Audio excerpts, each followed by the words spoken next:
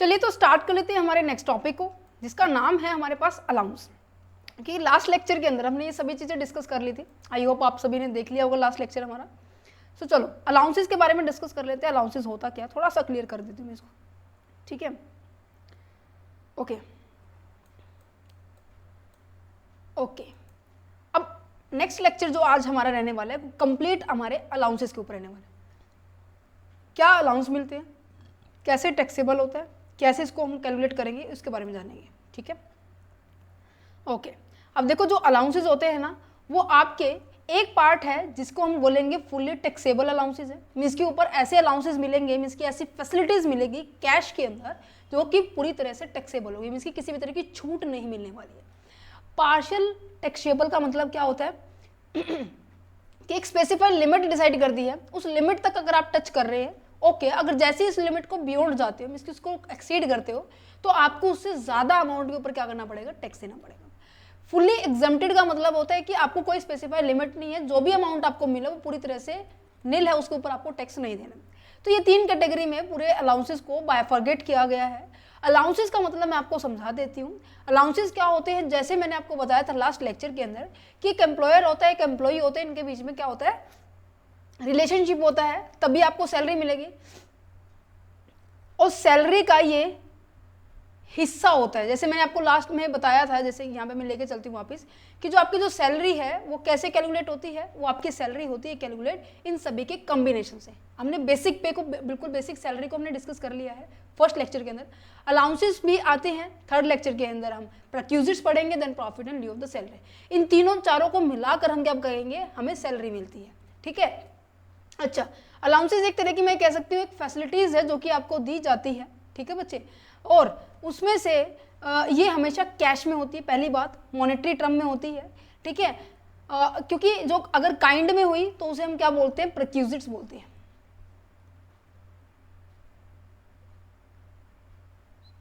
ठीक है, प्रोक्यूजिट्स बोला जाता है।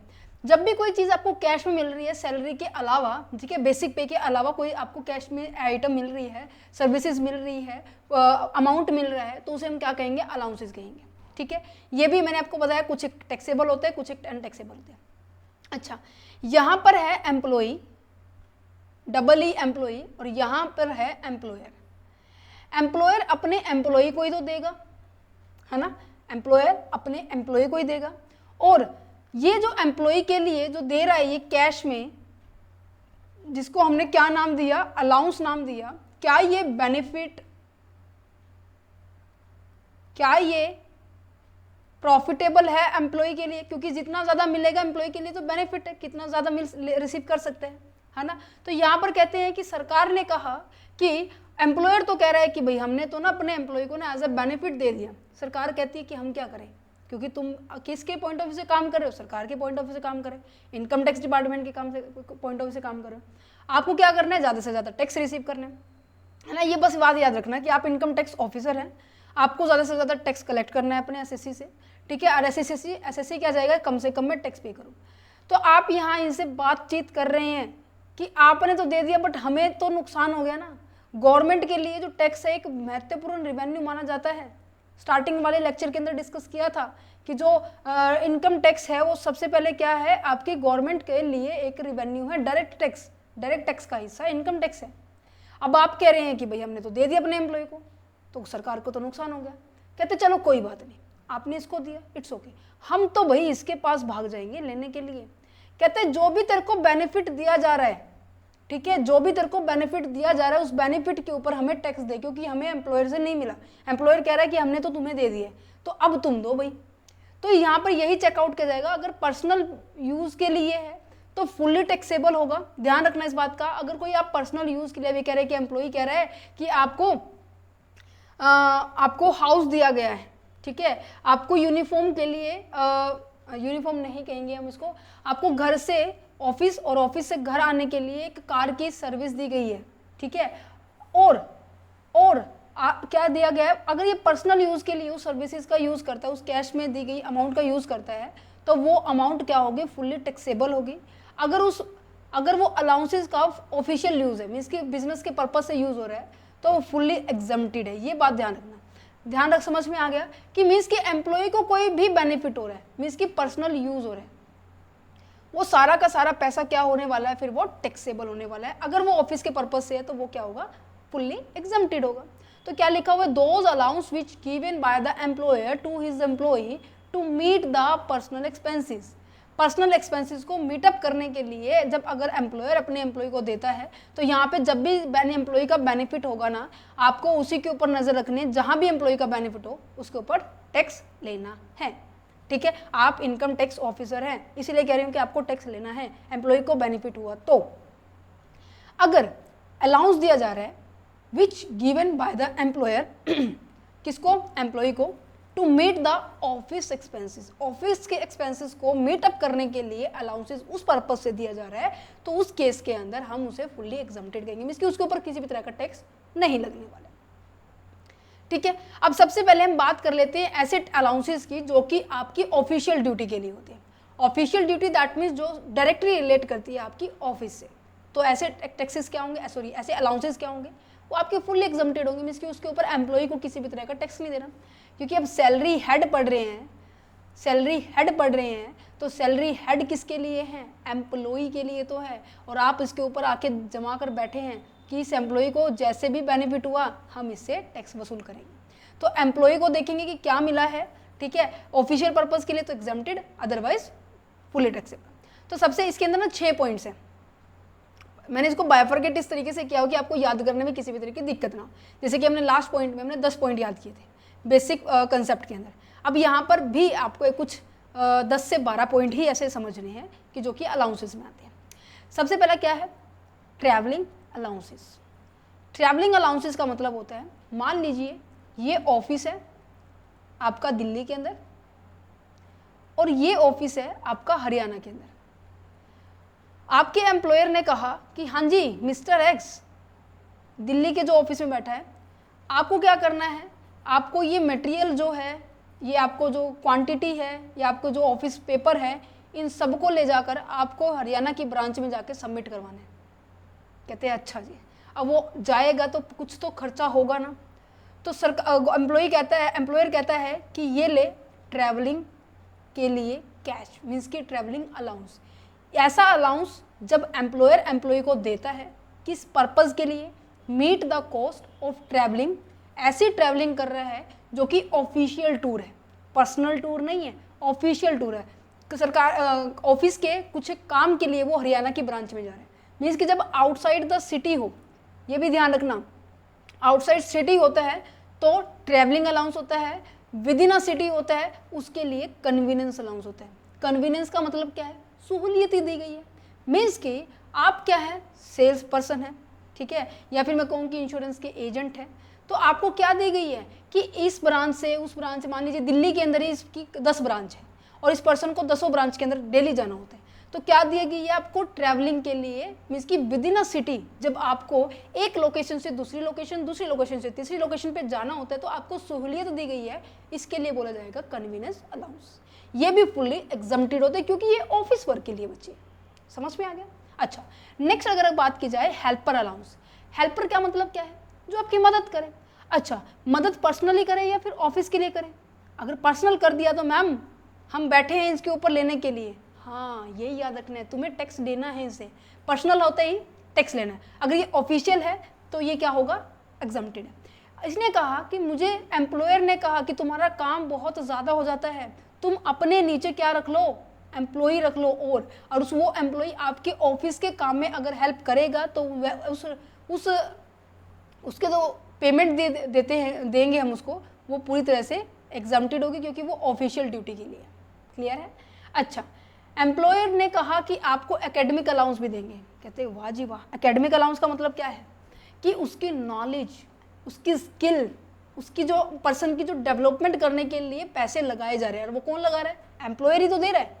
उसने कहा कि हाँ जी आप ट्रेनिंग करके आओ कि आप अच्छे से इंग्लिश में स्पीक कर पाए, आप ट्रेनिंग करके आओ कि आपको जैसे कि मैं अगर कहूँ आर्मी एरिया के अंदर कि गन चलानी है या फिर कुछ ऐसे स्पेसिफिक इक्विपमेंट चलाने के लिए आपको क्या दी जाती है, अलाउंस दी जाता है कि आप अपनी स्किल्स को एनहांस करने के लिए स्पेशली दी जाती है।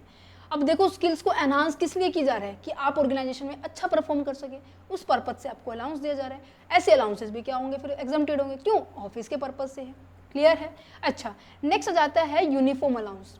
अब आपको पता है जितने भी मतलब गवर्नमेंट एम्प्लॉयज़ होते हैं, मोस्ट ऑफ मैंने आर्म फोर्स के अंदर देखा है, तो उनको स्पेसिफिक यूनिफॉर्म को प्रॉपर मेंटेनेंस का भी उनको अलाउंस दिया जाता है। और वो अलाउंस क्यों दिया जाता है कि आपकी यूनिफॉर्म प्रॉपर फॉर्म में हो, आप सभी के साथ नजर आए, ठीक है, यूनिक नहीं नजर आना, सबके साथ कॉमन नजर आना, कि जैसे सबकी यूनिफॉर्म है वैसे आपकी भी यूनिफॉर्म वेल मेंटेन हो, ठीक है। हर साल उनकी मेंटेनेंस के लिए भी खर्चा दिया जाता है कि अगर ऑब्वियस से बात है लगातार हम एक साल उसको डाल रहे हैं तो थोड़ा सा रफ हो जाते हैं, तो उसको नए साल फिर उसको ऐसे अलाउंस दे जाते हैं। तो ऐसे अलाउंसेस भी एग्जम्प्टेड होते हैं, क्यों, क्योंकि एम्प्लॉयर अपने एम्प्लॉय को दिया जा रहा है कि ऐसे खर्चा जो कि मेंटेनेंस कर रहा है परचेज करने के लिए अपनी यूनिफॉर्म, तो ये अलाउंसेस भी क्या होंगे, एग्जम्प्टेड होंगे। डेली अलाउंसेस का मतलब क्या है, मैंने कहा कि आपका कोई एम्प्लॉय आपने बाहर भेज दिया, ठीक है, अब आप कहेंगे कि मैम और कितनी बाहर भेजोगे, आउट ऑफ सिटी आपने भेज दिया, ठीक है। अब यहाँ पर तो आउट ऑफ सिटी मैंने एक दिन के लिए भेजा था, अब वो दिल्ली से हरियाणा, हरियाणा से दिल्ली वापस आ सकता है विद इन अ 1 डे, ठीक है। यहाँ पर तो उसको ट्रैवलिंग सर्विसेज दी थी, ट्रैवलिंग अलाउंस से उन्होंने कहा था। इन केस उसको हरियाणा में 3 से 4 दिन रहना पड़ गया तो अरे भाई रहेगा कहाँ पर, खाएगा क्या, मतलब सब चीज़ों को देखा जाता है ना, इन सभी चीज़ों के लिए खर्चा दिया जाता है, क्या, डेली अलाउंस। समझ में आ रहा है या नहीं आ रहा है, कोई दिक्कत है तो जल्दी से बताइए, कहाँ दिक्कत है, क्या 6 के 6 पॉइंट आ गए, ये 6 के 6 पॉइंट है, बस 6 ही पॉइंट है जहाँ पर आपको ये पता याद रखना है कि ये इनके ऊपर टैक्स बिल्कुल भी नहीं लगता है। क्लियर है। अच्छा, अब उनके बारे में बात कर लेते हैं जिनके ऊपर टैक्स लगता है बट एक स्पेसिफिक लिमिट तक लगता है। उसके अंदर सबसे पहले आ जाता है जिसके मैं बात करूँगी यहाँ पे पर्सनल अलाउंस। मीन्स कि अब मैंने कहा कि यहाँ पर एम्प्लॉई है, एम्प्लॉई को क्या दी गई है, अलाउंस दिया गया है, और वो अलाउंस दिया गया है बच्चों की पढ़ाई के लिए, ठीक है। मैं सबसे पहले बच्चों की पढ़ाई वाला लेती हूँ, हाउस रेंट अलाउंस को बाद में लेंगे। यहाँ पे दिखाई दे रहा है कि चिल्ड्रन एजुकेशन अलाउंस है। मीन्स कि जब भी कोई गवर्नमेंट एम्प्लॉई होता है ना, और जो गवर्नमेंट एम्प्लॉयज़ को उनके बच्चों के एजुकेशन के लिए क्या दिया जाता है, अलाउंस दिया जाता है, कैश दिया जाता है, ठीक है।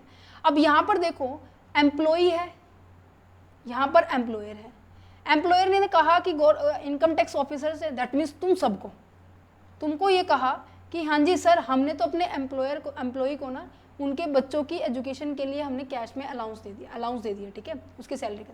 कहते अभी मैं क्या करूँ, आप कह रहे हैं कि हम क्या करें, हमें तो टैक्स लेना है, आपसे नहीं तो उनसे लेंगे, उनसे नहीं तो आपसे लेंगे, लेना तो लेना ही है, ठीक है। कहते ठीक है।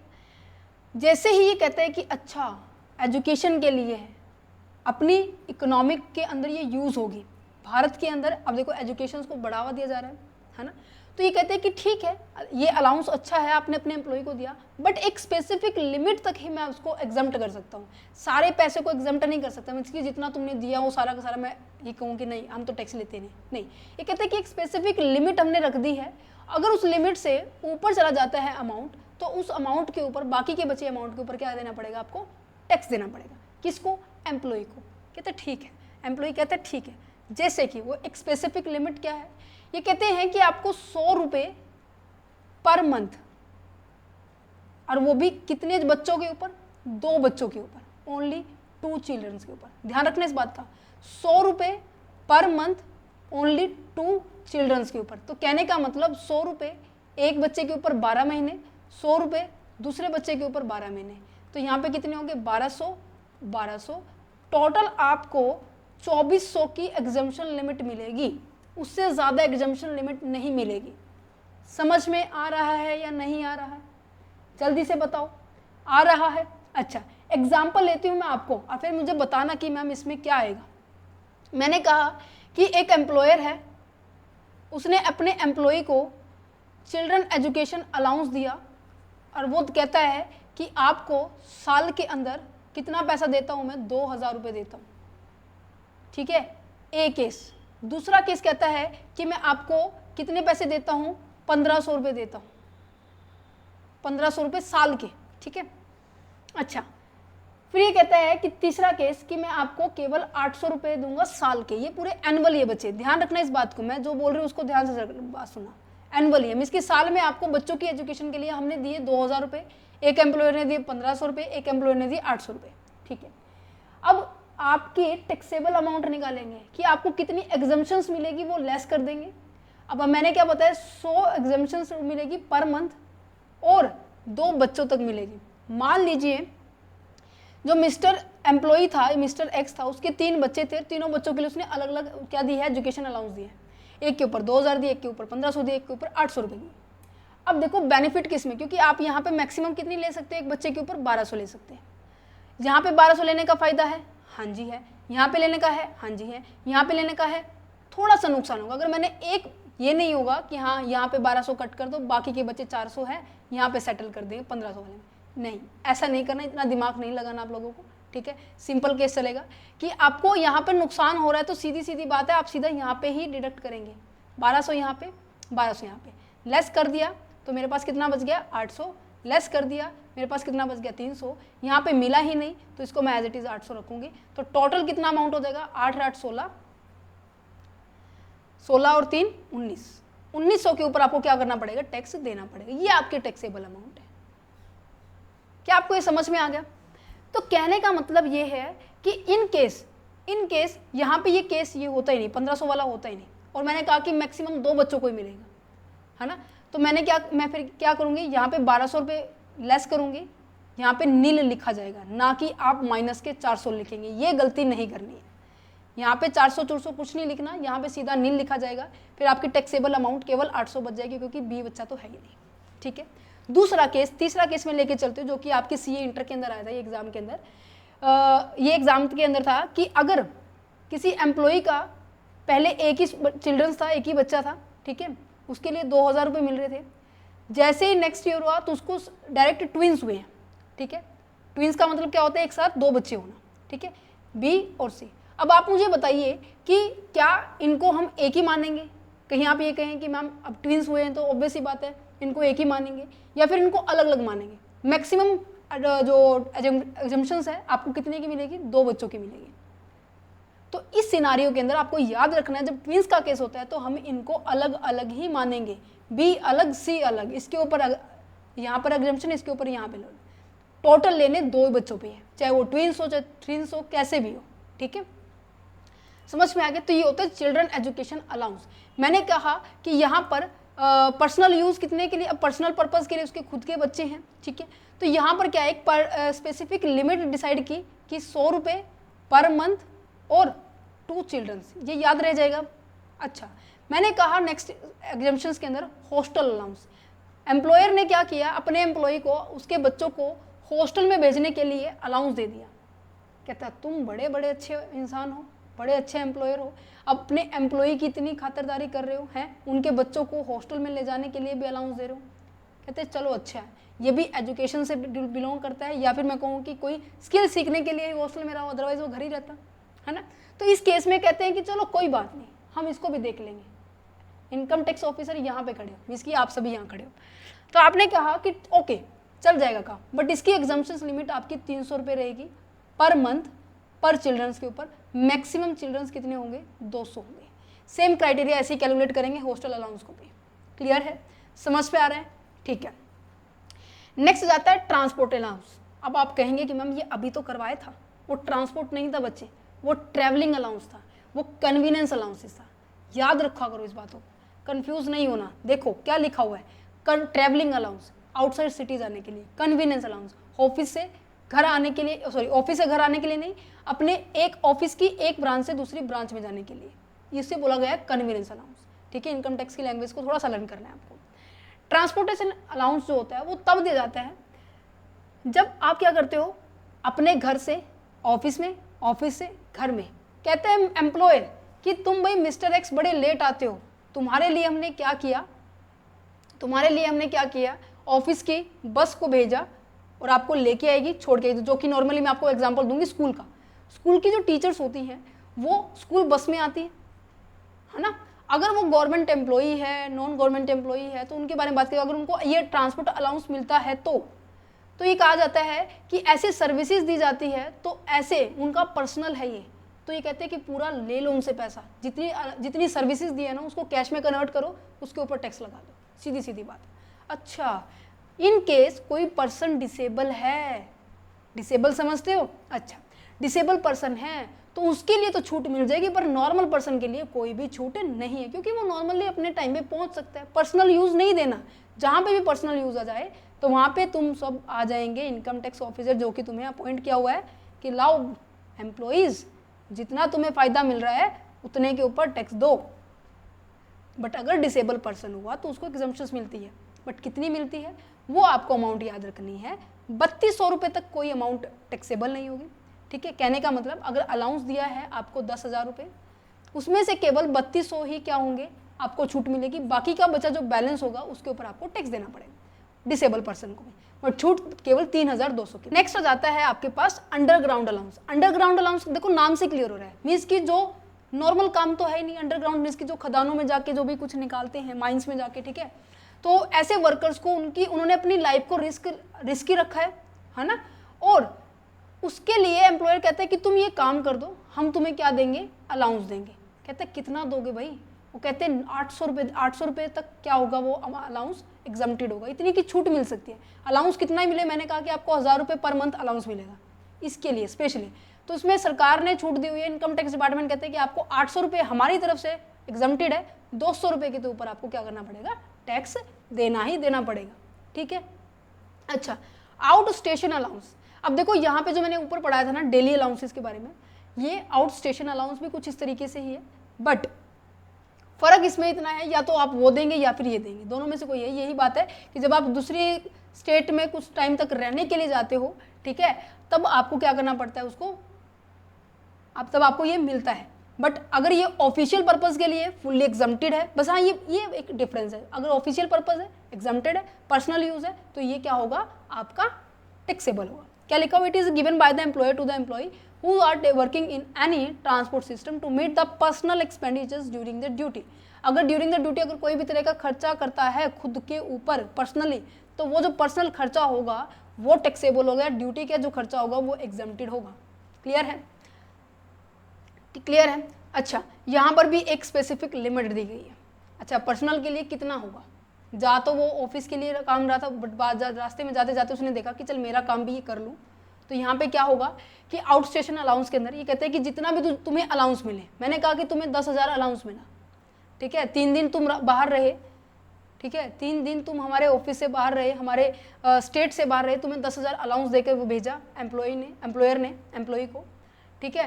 ये कहते हैं कि 10,000 का 70% लेना है, 70% कितना हो गया, 7,000 हो गया।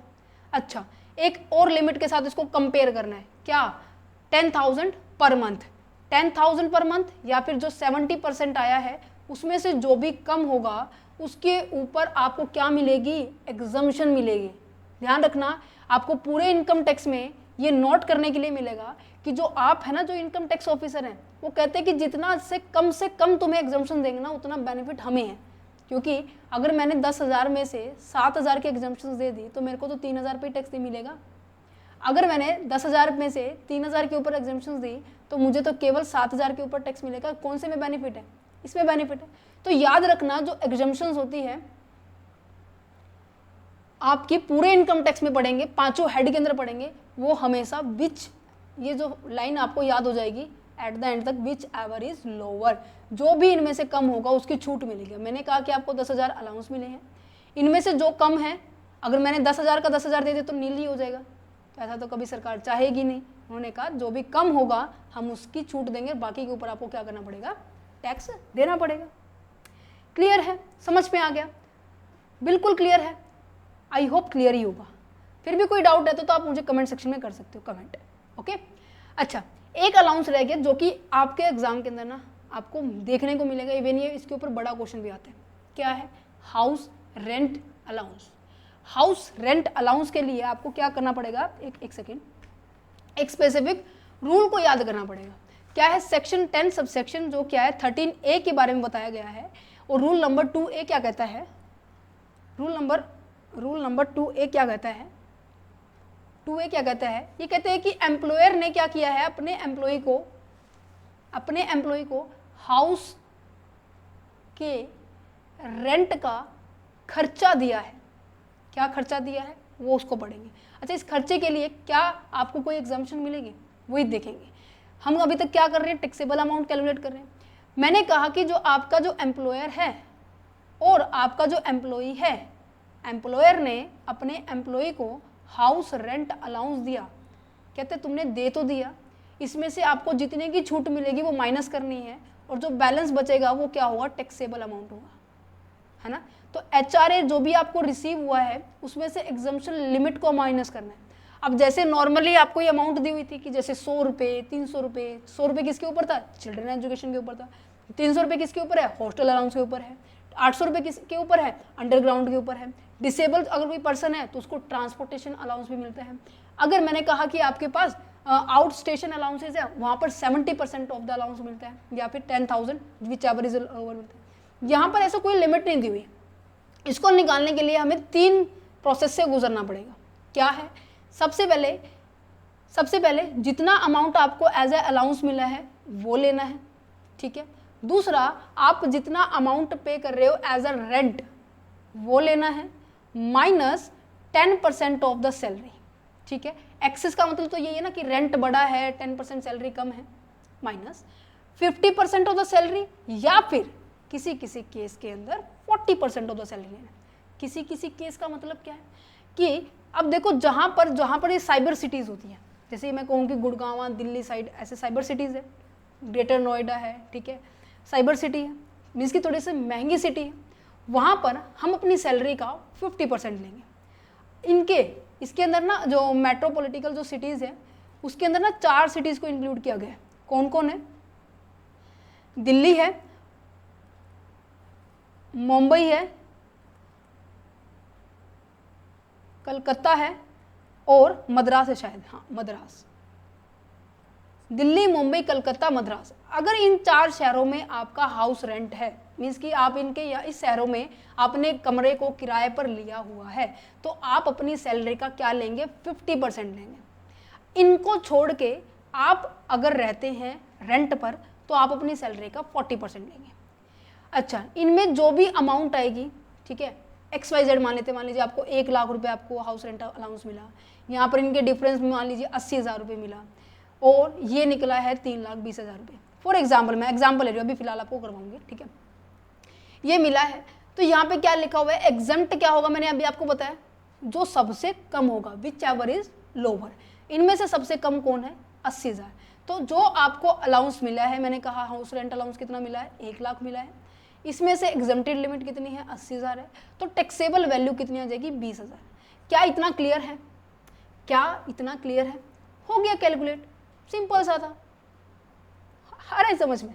अच्छा, एक बात और जान लीजिए, जो यहाँ पर लिखा हुआ है 50% of the salary, 40% of the salary, 10% of the salary, यहाँ पे सैलरी का मतलब क्या है, क्योंकि हम तो खुद ही सैलरी कैलकुलेट कर रहे हैं।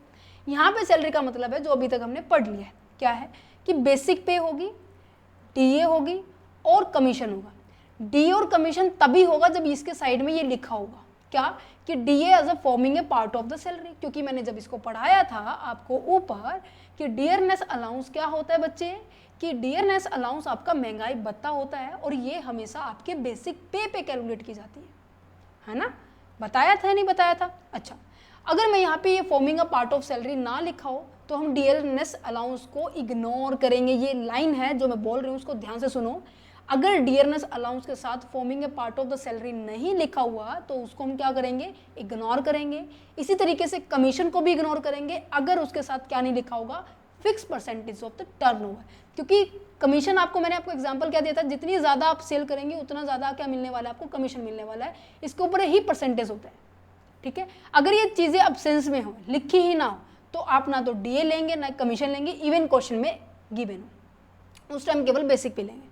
तो यहाँ पे समझ में आ गया, बेसिक पे लेंगे, DA लेंगे, कमीशन लेंगे, ठीक है, और forming a part of the fix rate of the percentage.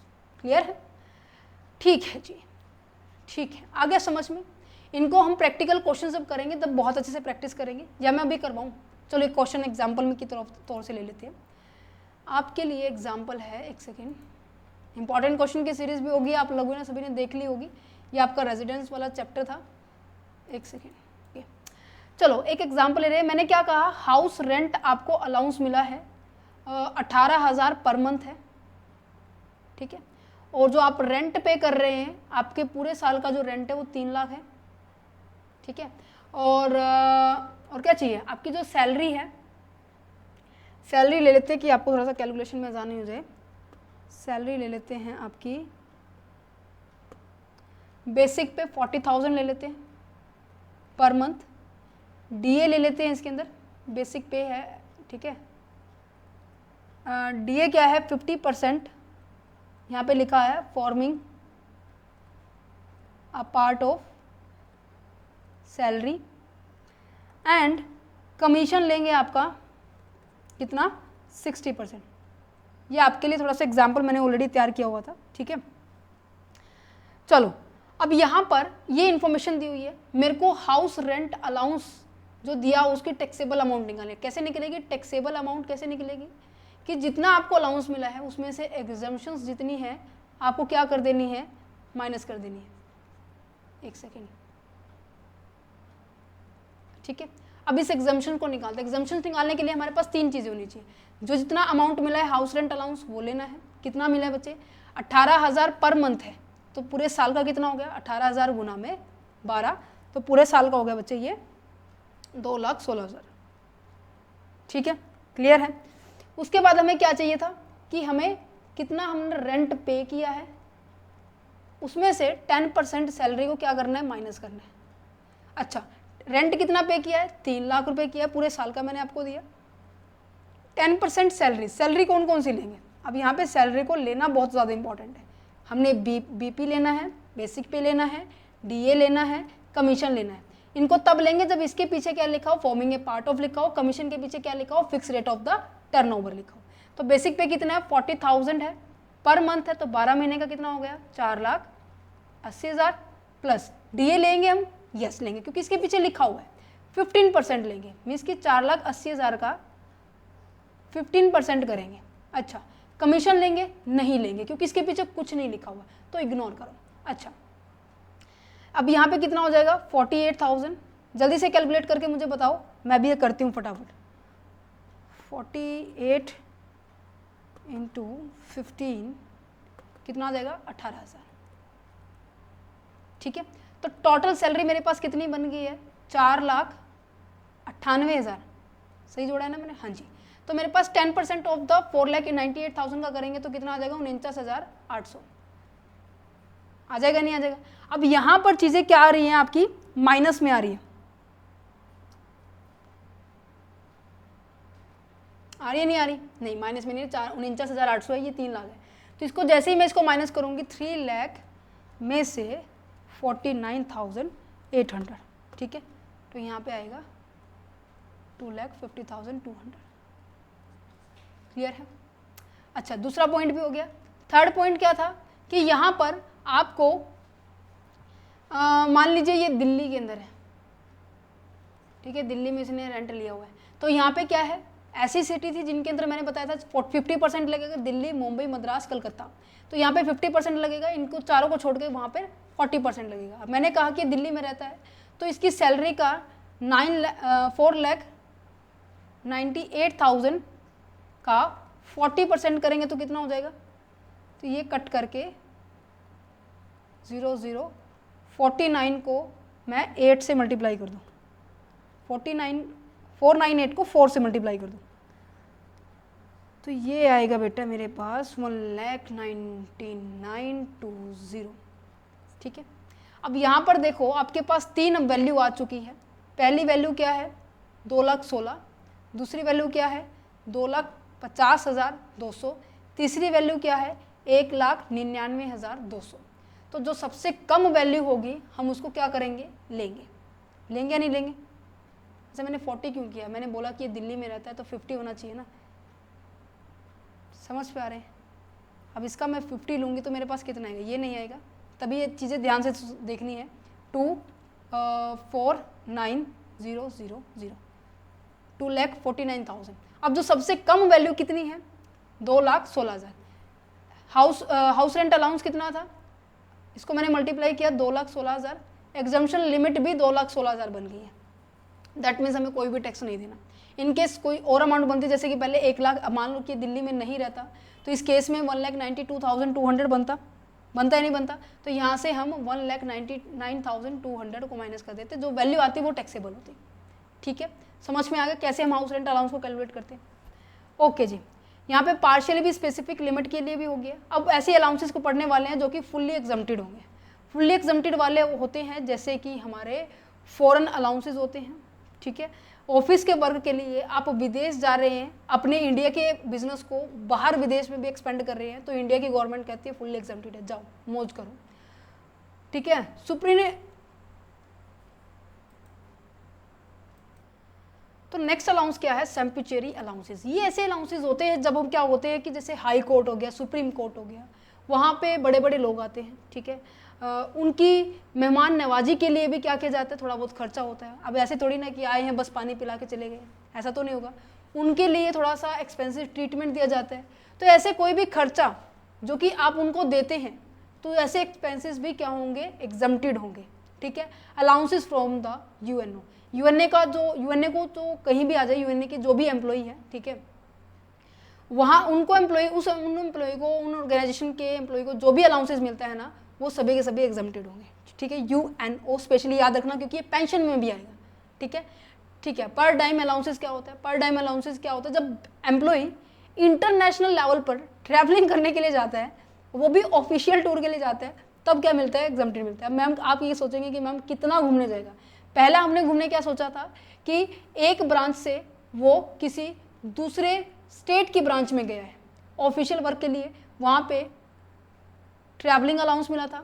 दूसरा, जब एक ही स्टेट के अंदर जब डिफरेंट ब्रांच के अंदर जा रहा है व्यक्ति, तो उसे कन्वीनियंस अलाउंस दिया जा रहा था क्योंकि थोड़ा सुविधा मिल जाए। ठीक है। दूसरा, अब हमने पर डाइम अलाउंस पढ़ा कि जब इंटरनेशनल लेवल के, इंटरनेशनल को बाउंड्री को क्रॉस कर रहा है, इंटरनेशनल ट्रैवलिंग कर रहा है, तब आपको पर डाइम अलाउंस मिलता है। फोर्थ अलाउंस जो कि हमारा टैक्सेबल था, वो क्या था? Travelling expenses, travelling allowances, transport. ये नॉर्मल पर्सन के लिए टैक्सेबल है, बट अगर डिसेबल पर्सन हुआ तो उसके लिए 3200 रुपये तक क्या है? एग्जम्प्टेड है। क्या आपको यहाँ तक क्लियर हो गया? ये हो गया हमारे पास कंप्लीट। अब इसके बाद जितने भी अलाउंसेज आपको नजर आएंगे, यहाँ पर ये लिस्ट लिखी हुई है, इनको छोड़ के वो सारे के सारे फुली टैक्सेबल है। ठीक है। अब हमने पार्शियल भी पढ़ लिया, फुली एग्जम्प्टेड भी पढ़ लिया, फुली टैक्सेबल भी पढ़ लिया, सभी के सभी हमने डिस्कस कर लिए। यहाँ पर हो जाता है आपके अलाउंसेस का टॉपिक कंप्लीट। चैप्टर जो सैलरी हेड का हम पढ़ रहे हैं, पहला पार्ट हमने पढ़ लिया, दूसरा पार्ट हमने पढ़ लिया। नेक्स्ट वीडियो के अंदर हम प्रीक्यूजिट्स के बारे में डिस्कस करेंगे। ठीक है, इनको भी हम ऐड करेंगे। समझ पा रहे हैं? ठीक है। अब नेक्स्ट लेक्चर में इसको पढ़ेंगे। अगर आप अलाउंसेस के रिगार्डिंग नोट्स लेना चाहते हैं तो ₹9 पर PDF आपको पे करना होगा। ठीक है। अगर आप लेना चाहते हैं तो टीम के साथ कॉन्टैक्ट कर सकते हैं। व्हाट्सएप नंबर, ईमेल ID दोनों चीज़ें डिस्क्रिप्शन में गिवन है। ओके। अच्छा, कोई जनरल डाउट रहता है तो आप मुझे अभी बता दीजिए, कमेंट सेक्शन में डाल दीजिए। ठीक है। अब हमारा नेक्स्ट टॉपिक भी हो चुका है जो कि आज का रहा है हमारा अलाउंसेस। ठीक है, ठीक है जी, ये भी हो गया, ये भी हो गया। और नेक्स्ट पॉइंट में हम अब 2 लेक्चर और आने वाले हैं इसके ऊपर, प्रीक्यूजिट और profit in lieu of salary. Total मैंने आपको पहले बोला था कि ये जो लेक्चर है, ये जो सैलरी हेड है, पूरे 4 लेक्चर में कंप्लीट होगा। पार्ट में कर रहे हैं। ठीक है। फिर इसका हम एक प्रैक्टिकल सेशन भी करेंगे जो कि आपका 5th लेक्चर होगा यहाँ पे। ठीक है।